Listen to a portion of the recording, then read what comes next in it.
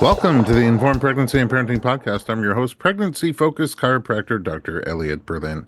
Today's guest has one of the most unique backgrounds in birth work. She's a certified birth, bereavement, adoption, and surrogacy doula, a childbirth educator, and a certified lactation educator working towards her IBCLC. And also, she's the mother of 18 kids. Jennifer Campbell, welcome to the podcast. Thanks. Nobody heard anything else except 18 kids. There was a lot there to talk about, and I want to get to all of it. Let's start at the beginning. Where are you from originally, and how'd you get into the work that you're doing? Originally, I'm from Rhode Island, which I don't think anybody's asked me. That's crazy. I was born in Rhode Island in 1970. I got into the work because of the same reason most people do. I got pregnant my first time. I went through about 10 months of infertility. Had a very rough pregnancy, was kind of set up to know that things might be a little challenging for me. And I was planning on delivering at a birth center with a nurse midwife. And she looked at me at 37 weeks, trying to stop me from being in labor. I'd been in bed rest for a week. And she said, you can choose Dartmouth Hitchcock Medical Center or Burlington Hospital. And I chose Dartmouth. And I showed up that day, never having set foot there, never having met anyone, had a baby. 19 hours later, I was told that when she was born, they would do a bedside evaluation, and that if she was really critical for some reason, she had IUGR, a growth restriction, and just things were not right, but nobody could figure out exactly what wasn't right or why. And the OB even said, it's always a crapshoot. Will she do better inside you or better outside of you? And we don't kind of know that, but you're 37 weeks and your labor's been getting stopped. So why don't we just let you have her? And they also asked me if I minded students and residents, which I didn't. So when I started to push, the hot button was hit, and I looked up and there were 23 people in my room. And I was like, well, welcome to the Vagina Show. This is fantastic. Is that when you said, I must have 23 kids and you're... I mean, but I stopped at 18 anyway. So they did an evaluation. They took her away. So I knew if they left, they were doing life-saving procedures. I didn't hear anything for 9 hours when the head neonatologist came back and said that she was the most critical baby out of 29. She was 4 pounds, 4 ounces. She was born with severe hyaline membrane disease and PDA, which is the valve between the heart and the lungs that didn't shut when she was born, and ended up with secondary pneumonia. She told me the first time I would hold my daughter was after she had died. So when they released me at 24 hours, obviously not going to Ronald McDonald House, I was sleeping in waiting rooms, and a nurse found me on day 3, took me to the nurse's station, had me shower, sat me down in the pump room, got the lactation consultant. She hooked me up. Like, I'd been pumping, but I didn't know what I was doing. I'd never seen a breast pump. And she touched me on the leg and she said, tell me about your birth experience. And I sobbed for 20 minutes because nobody in 3 days had asked me how I was. And after that, she showed me how to store everything, made sure I was doing everything correctly. That was the night that my daughter turned the corner. She turns 33 on April 8th. Wow. Yeah. So, happy ending. She was in the hospital for a month. I breastfed for a year and a half.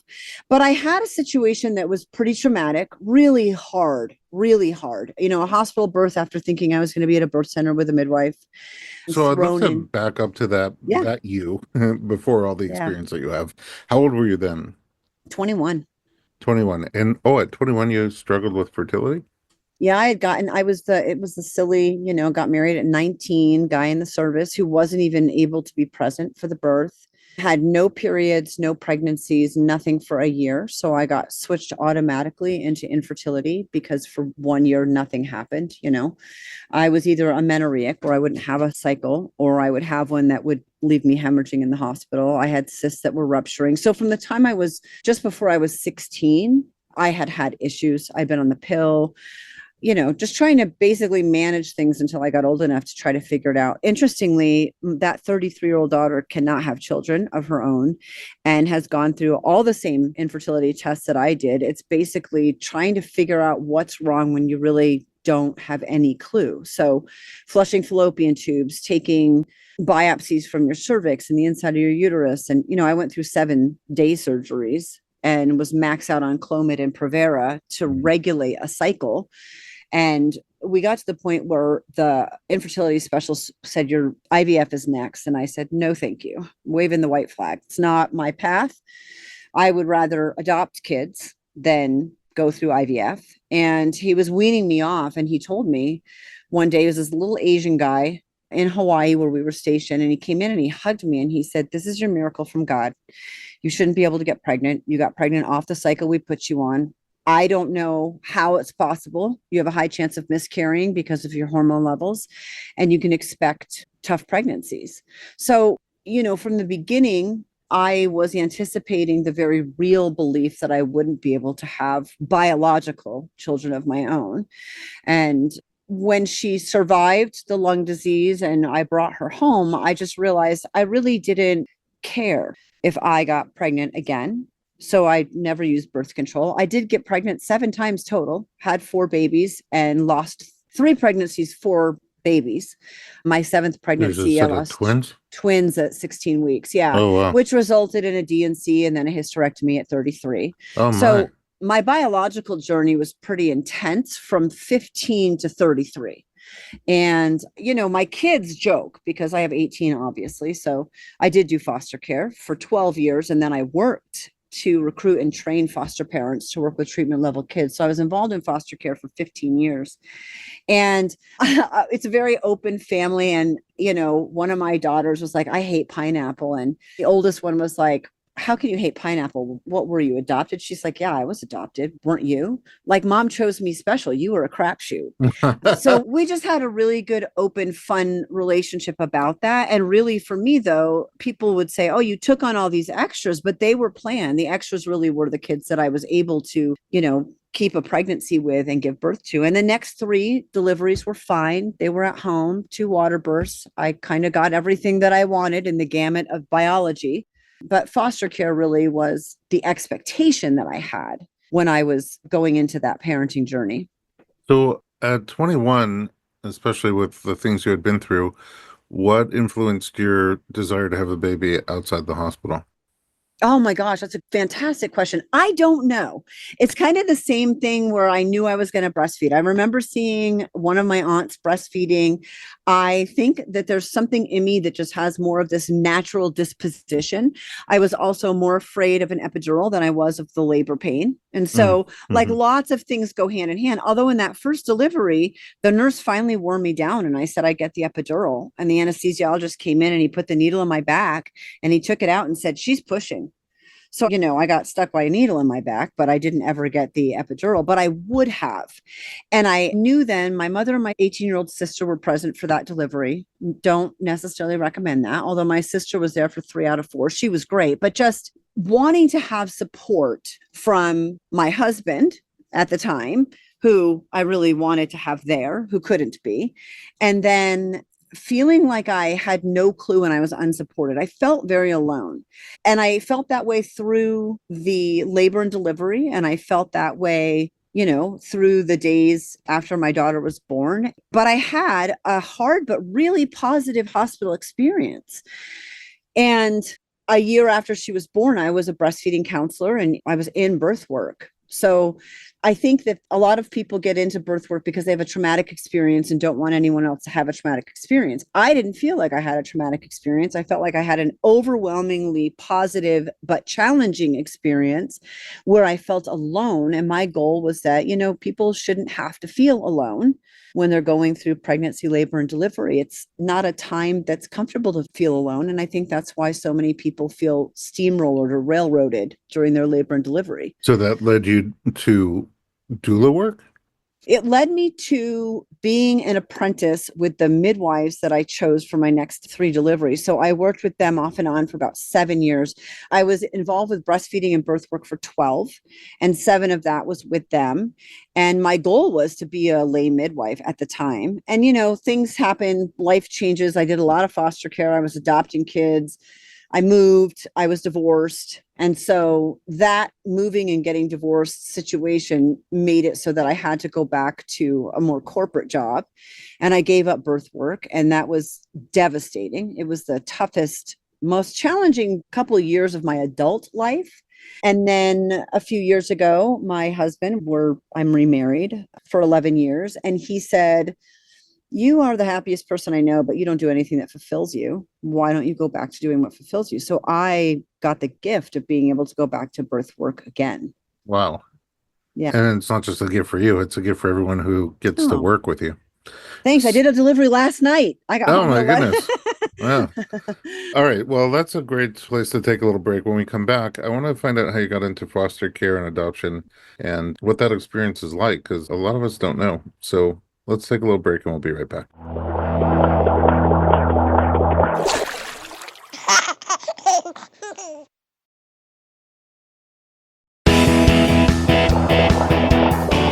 Welcome back. We are talking to Jennifer Campbell, a traumatic first experience, mostly unsupported. You didn't have the people around you that you wanted, led you to wanting to make sure other people are supported in their experiences, and then a midwifery trail turned, well, combination of midwifery, lactation, and then doula work. And you do all sorts of unique doula work. Now, of course, you're not Mm. just the plain old birth doula.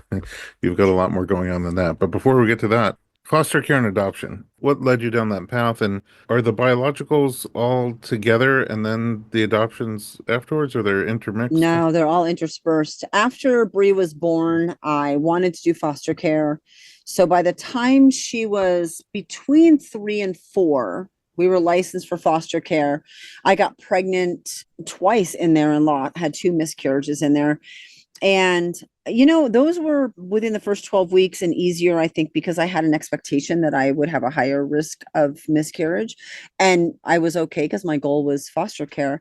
I grew up pretty dysfunctional, probably should have been in foster care, definitely should have been in foster care on more than one occasion. And I had a third grade teacher that made such a pivotal difference in my life that even though things in the house after third grade got worse, I knew I was worth it to her.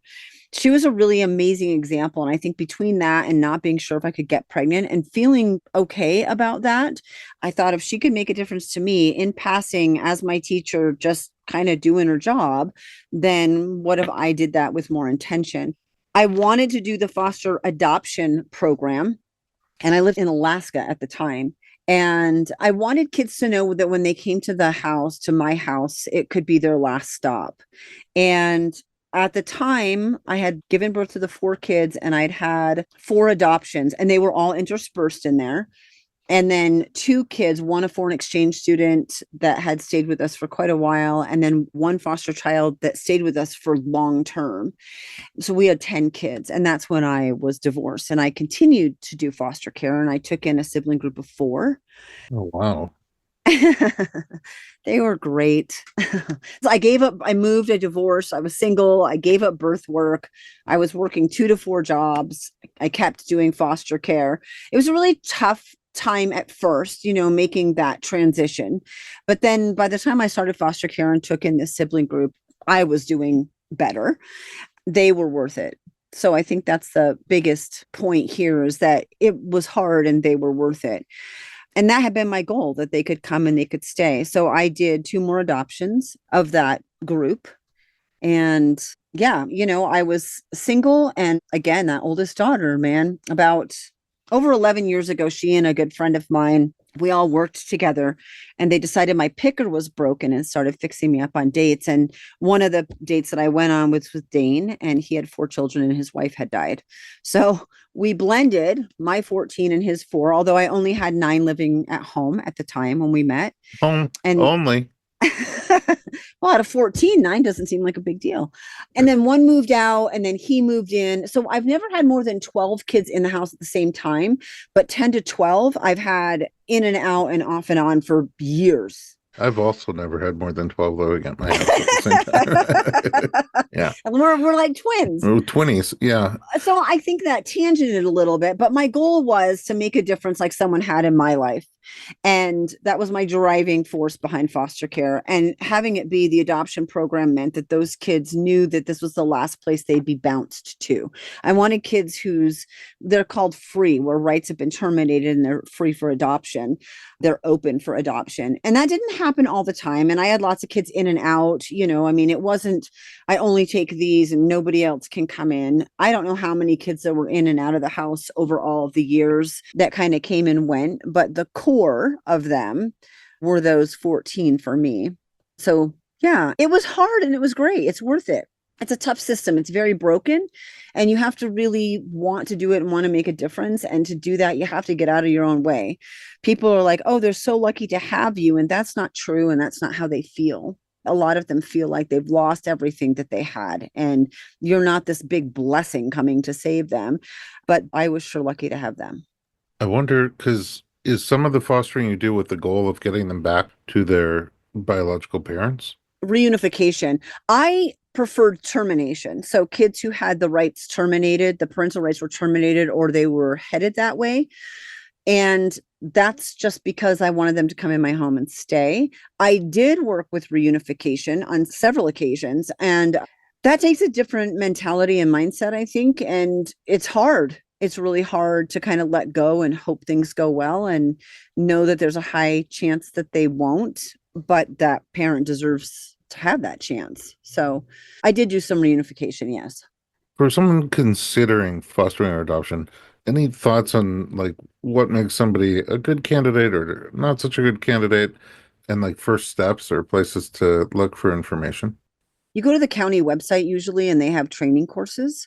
So that's the first step in wanting to do it. My first advice is if you're considering it and you think you want to, just do it. You don't know until you kind of get there. So go through the 27 to 40 hours of training, ask all of the questions, make the decision based on going through the process. You can become licensed. First, you can decide not to become licensed if you want to. You have to go through with all the classes and the home studies. You can decide to be licensed and you don't have to say yes. I said no. It's remarkable. I said no more than I said yes to kids coming in my house. They weren't the right fit. I knew they weren't the right fit. And I said no. And there's nothing wrong. You can't save the whole world. You have to really decide what you can handle and stick to that, knowing that that may shift a little. I said I would never take kids that have been sexually abused because I had children that were in the house already, but I took several kids that were sexually abused. So really set your limits, but then be open to the situations that don't maybe look the way you think they're going to. And I've also had foster kids where I've made the call and said, this child needs to be picked up today. And this is the situation they should be put in. This is a child who can't be around young kids or whatever. So I think you know your limitations and you speak up for yourself and for these kids, and you don't take things that you don't feel comfortable with. But you can make an enormous difference in the life of someone, you know. Thank you for sharing that. Let's shift a little bit towards your doula work. I mentioned in the opening lots of different subcategories of doula: bereavement, adoption, surrogacy, and then on top of that, childbirth educator and your lactation work. I think we talk a lot on this podcast about typical doula birth work, postpartum doula work. Tell me more about bereavement, adoption, and surrogacy work. With adoption and surrogacy, 3 of the kids that I adopted of the 6 were newborns. I was at the hospital. One I got called on the day that he was born. And the other 2, I was actually at the hospital. One was a C-section, so I waited outside of the surgery room. And the other, I was actually her doula for her birth, and I cut the cord. So I breastfed all 3 of those babies. The Oh, first wow. one, I was an IBCLC, so I was a lactation consultant. I had a lot of support and knowledge. And the first baby, I had a 1-year-old that I was breastfeeding. So basically, I took him home and just latched him on and went from there. The next 2 I relactated for. I took medication to induce lactation.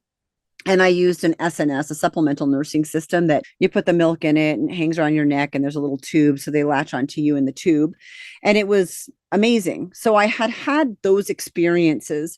When I went back to birth work a few years ago, I didn't go the midwifery route. Like I thought I would just pick up where I left off and become a lay midwife, but things had changed. I live in a different state. The political climate over it in this state is a little different. And I honestly just didn't want that kind of liability. So I went into doula work. It was faster. It was easier. It was less expensive. It's a lot less liability. I'm a non-medical provider. So it's been really fun because I can do a lot more with it than I could have with midwifery. With adoption and surrogacy, I think from my time in foster care and adopting 3 babies at newborn, I'm good at it. I'm good at adoption. I'm good at understanding there's a birth mom who's going through a lot, and there's an adoptive mom that's going through a lot. Surrogacy is absolutely no different, except that the pregnancy was planned. It's not that person's biological child, but they're physically carrying a baby to turn over to someone else. So they mirror each other as far as the needs of the pregnant woman and the needs of the parent that's getting this infant. And I love it because I've done it. And I think it's exciting. There's different challenges in it, different emotions. Postpartum is handled differently, but it's really fun and it's really helpful. The women who are choosing adoption, and we have a lot of programs here to support women who are struggling and want to keep their baby, which they didn't have 20 plus years ago when I was adopting. So if they don't want to take the option or the avenue of trying to seek the help and support they need to keep their own baby, and they elect to do an adoption, then I understand the emotions behind that. So I just felt like it was an easy place that's unique, but that I have some very personal experience in. And I've done several surrogacies and a couple adoptions, and it's been really fulfilling. I have so many questions for you about surrogacy. It seems to be rising in popularity. And it's interesting. There's a lot of moving pieces. Let's take a little break. And when we come back, we'll try to learn more.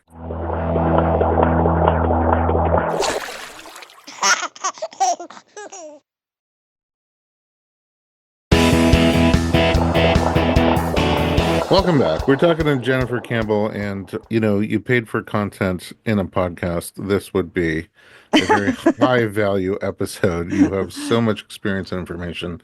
You're talking a little bit about the unique doula specialties, so to speak, and you were talking about surrogacy, and it's really interesting, surrogacy. I mean, you have two people that need support kind of during the pregnancy, during the birth, and postpartum, and really different experiences. So if you look at it from the point of the intended mom who is expecting but not pregnant, that's a whole set of interesting feelings usually. And as your doula, do you work with them during that time Yeah, over I that do. experience, not to do with the birth, but to do with the pregnancy?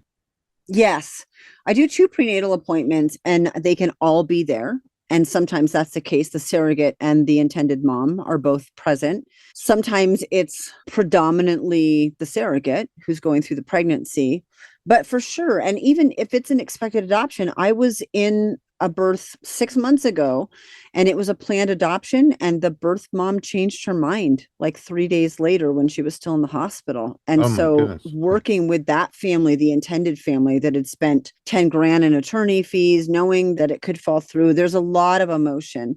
There's emotion of maybe not being able to carry a child, definitely in surrogacy, often in adoption, or just the uncertainty, the lack of being able to control anything. The intended mom's always the one like, well, when do you think she's going to go into labor? Like, I'd be a billionaire if I could wave that magic wand. There's a lot of hope and excitement and wanting the baby in your arms and appreciation for this woman who's going through this with her body, and also wanting the baby, and is she going to breastfeed? And, it's a lot of different emotions. We set up the birth plan differently based on whether both are going to be in the room. Mhm. That the mom who's pregnant is going to have the baby, and they'll put the baby on her stomach. And then usually the intended mom will cut the cord and then sit in a chair and do the skin to skin. I mean, there's this whole different process of how things happen when you're splitting a labor and delivery into 2 women as opposed to one. Right. And also, when you talk about a birth plan, let's say birth intentions, some of the things that go into that planning are about the person carrying the baby, Correct. and some of them are about the baby. And so Yes. those decisions are essentially being the wishes of two different people. Right. And I could see how that might get complicated sometimes, like if, let's say, an induction is recommended. Mm-hmm. And it's recommended, they say, because we need to get that baby out for X, Y, or Z reason, but the surrogate doesn't really want to be induced, or things like that. I could see how that can be really complicated. They're conversations similar to something more traditional, like, when I was pregnant and married to someone. So my husband and I having those conversations, it's similar in that it's generally the 2 moms having the conversation instead of the mom or the dad. But there are things that are common, like, I'm totally okay. It's your body if you want to get an epidural, but I'm not comfortable with you using narcotics because it passes the blood-brain barrier to the baby. So there are definitely conversations like that happen. Part of that is your surrogacy contract initially. And some people are great at navigating that and some are less. Sometimes the intended parent is not present for the labor and delivery. So I've done them all different ways. But I love when they're both involved the most because they can really talk about how they feel about it. And there's a lot of gratitude from the woman who is intended because, on the last one delivered just a couple of weeks ago, I had a surrogacy deliver and she had her first baby was IVF and born. And then she miscarried twice with 2 IVFs and they had 1 shot left. And she knew that she wasn't the best candidate. And it was her sister-in-law that they asked, who ended up being the surrogate, who had her own child with, the intended mom's brother. So that was a really interesting dynamic because I had 2 couples.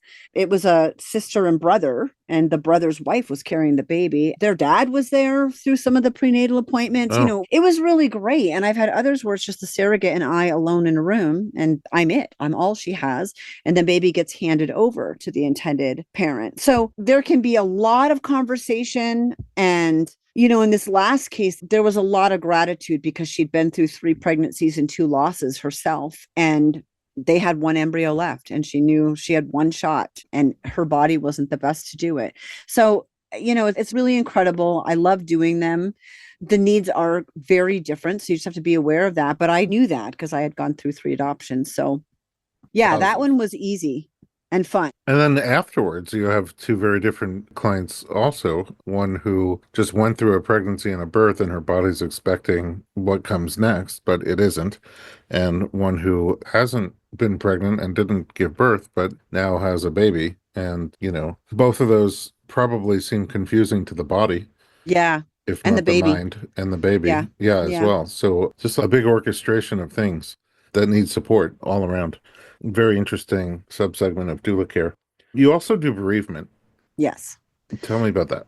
I had 3 miscarriages. And like I said, that last one was twins at 16 weeks. It was very traumatic. And, I think when you're in situations that you haven't experienced before and you don't necessarily even know the questions to ask, you don't even have the information. I didn't know I could keep the remains and cremate them because until recently, you couldn't cremate remains below about 16 weeks gestation, and under 20 is considered hazardous waste. It's like, it's not even considered a baby. Right. So I think I didn't have any type of closure. I also had a hysterectomy and it all saved my life. And, I lost the babies. I couldn't save the babies. And I did get saved myself. I ended up open hip to hip, had 5 blood transfusions. They used the machine to suction the blood out of my stomach. And 3 of the blood transfusions were my own blood recycled back into me. I was dead on the table. It was a very traumatic 3 surgery process. And it was traumatic to lose twins. The whole thing was pretty awful. And I kind of walked away like, you're not pregnant. You don't have babies. I was only 16 weeks. So nobody really pays that much attention to it. And that sort of sadness, I guess, doesn't just go away. That loss, you just keep that with you. So when I went back to birth work and decided I'd go the doula route, I heard about a bereavement class. And I think it's one of the hardest classes I've ever had to take because you're your own client first. And you have to figure out how to work through the loss. I had to work through the loss that I had in order to be able to turn around and really support someone else going through that loss. So I'm called in sometimes on fetal demise. My birth last night, I had gotten called in on her miscarriage a year and a half ago. Baby was born about 7 weeks ago, and I was there for their 25-week delivery, fetal demise. And so one thing that happens is that you have to be really clear and okay with your own grief, sadness, trauma, whatever it is, because you can't support anyone else if you're not real clear with that. But it also gives you a level of compassion and empathy. Like there's not a woman who has gone through this that I don't understand where she's at. We may not respond exactly the same or react exactly the same. The situations aren't the same. But just like with me going through birth and feeling alone, when you're losing a baby, you definitely don't think that there's anybody there for you. And they give you all the information at the hospital and you can't even read through pamphlets. After I did all my training one of my daughters was pregnant and she called me one morning. I'm in Reno, Nevada, and she's in Arizona, about 14 hours away. And we were on the phone FaceTiming, and she looked up at me. She was going to the bathroom while we were chatting because, that's just something we do. And she said, Mom, I'm bleeding. And I was on the phone with her that day and the next day when she passed her baby. And going through it myself is not nearly as bad as watching your daughter lose a child in front of you and not being able to stop it. And she was in her first trimester, so you can't cremate. And I was calling funeral homes, trying to figure out, like, how can we take this fetal tissue, the fetal remains, the placenta and the baby, and cremate it. And one of the women at one of the mortuaries said, have you talked to somebody who does placenta encapsulation? And I immediately knew who we would reach out to. It was a doula that lives near my daughter that I had heard about, and we had kind of been connected. She was going to be her doula for this baby's birth, and she did placenta encapsulation. She and I got on the phone and created cremation for babies born under 16 weeks gestation. And she now does that as part of her business. And my daughter's baby was the first cremation. Wow. So I know, again, that was a tangent, but I went through my own experience and realized that because I have that, I also lost my son 8.5 years ago at 23. And when you have gone through grief and loss and you come out of it the other side, definitely changed, but handling it fairly well. I think, especially in birth work, it's just that heartfelt work. You want to help other people. You want it to be faster, easier, and more supported for them. You want to give them information. And having just finished that class and then have my daughter have a loss, I realized it was very easy, very quick to realize where the gaps in my training were. And the biggest thing was being able to cremate. So we have an answer for that now. Now, when people contact me and they're under 16 weeks, I can send them. And my friend Emily in Sierra Vista, Arizona, you can send her your remains and get cremation. And then through this process of creating this with her and her doing this for my daughter, she said, Jen, you never had anybody do that for you. What if I created remains, which obviously they're not from fetal tissue, but I sent them to you to represent the babies that you lost. And she did that for me, which, I mean, at the time I was like, yeah, you can do it. That would be fine. But when I got it in the mail, it felt a little different. So it's just a representation of the loss that you have, naming that baby, feeling like you have something tangible from the grief and the loss that you're trying to manage. So it's a really hard part of what I do. I don't charge for it. It's pro bono. And when I get called in, I get called in. When I get a referral, and on my website, I created the grief survival guide. And so it's kind of a DIY. You could have a loss 20 years ago. You could have a loss 2 years ago, and you can kind of go through this. And I take people through the steps of how to get your medical records, how to understand them, how to deal with how some of what is said in your medical records. Because women who miscarry don't want the word abortion in their medical records. And it's a spontaneous abortion. So kind of dealing through that, putting together some of the puzzle pieces of what happened in that pregnancy, and then healing from it, naming the baby, creating something like, the little baby booties that you picked out for them, putting them in a shadow box and hanging them up, creating your own birth certificate that you don't get before 20 weeks.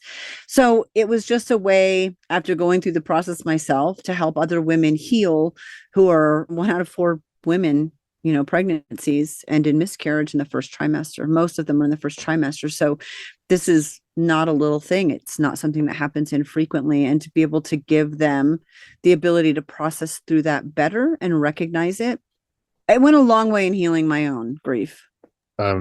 There's so many different types of support that you offer to so many people who need the support. I learned a lot. Really, I've been doing this for 20 years and I learned a lot by talking to you today. Thank you. Thank you. Jennifer, where can people find you online? doulainreno.com is the website. It's my email. I'm Jen at Doula in Reno. But basically, if you go onto the website, you can hit the contact form or comment on something, and that's the easiest way. All my social media links are there. I'm Doula in Reno on Instagram, on Facebook page. So pretty consistent to find me. And do you offer some of these services virtually? Yeah, actually, there's childbirth education. I volunteer that for a place called Real Choices here in town. So it's free to the community and my time's volunteered. Childbirth education classes are easy to do virtually, prenatal classes, getting people connected to the resource or what they need. That's easy. You don't have to live right here near me for me to connect you with resources. I think, part of one of the classes that I've gone through was to create a resource database, and that just became massive for me. I actually have 4 different resource pages. So there's one for adoption and surrogacy, bereavement, pregnancy, and then the grief survival guide. So 2 of them are devoted to grief. One of them has resources and one of them takes you through the guide to kind of go through your grief and loss on your own. And so a lot of that can be virtual. I think what happens most of the time is people reach out to me and I want to connect them to the person that's the best for them. And that's not always me, and that's okay. I just want to get them to who and what they need in order to answer any questions that they have. Amazing. Jennifer Campbell, thank you so much for joining us today at home. Thanks for listening to the Informed Pregnancy Podcast. For more pregnancy and parenting information just like this, visit us online at informedpregnancy.com.